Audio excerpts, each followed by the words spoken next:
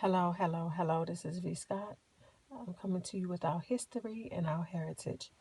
Today we are talking about Harriet Jacobs. Harriet Jacobs escaped slavery by hiding in a crawl space, hiding in a crawl space in her grandma's house for several years. She was born a slave in North Carolina. Jacobs spent her teenage years living in fear of a cruel master who refused to let her marry and made repeatedly and increasingly brutal sexual advances toward her. When the harassment continued even after Jacobs had two children by another man, she resolved to make a break for freedom. In 1835, she fled her plantation and briefly hid in some friends' houses, knowing her chances of making it to the North were slim. She eventually holed up in a small attic crawl space in her grandma's house.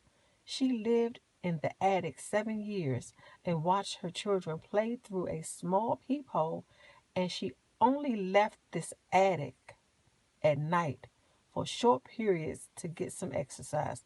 Jacobs finally made her escape in 1842 after a friend helped her secure passage on a boat bound for Philadelphia.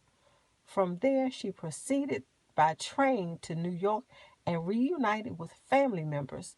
She spent the next few years working in New York and Boston, but remained wary of being captured by her former master until friends arranged her purchase and manumission. Jacobs later became an influential abolitionist and published a stirring account of her ordeal called Incidents in the Life of a Slave Girl.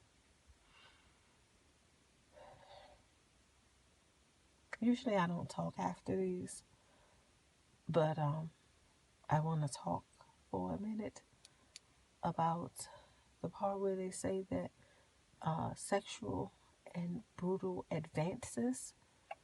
Well, we know that they weren't advances, and we're going to call it what it was because we're going to tell the truth here because the truth is the truth, and they weren't advances.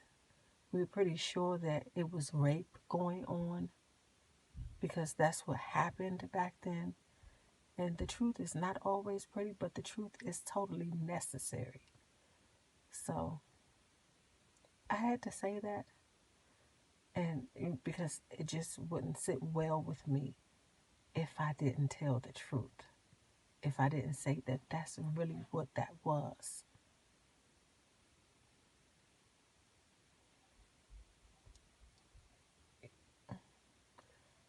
And I'm gonna go now, and I just want to say thank you, be blessed, and have a great one.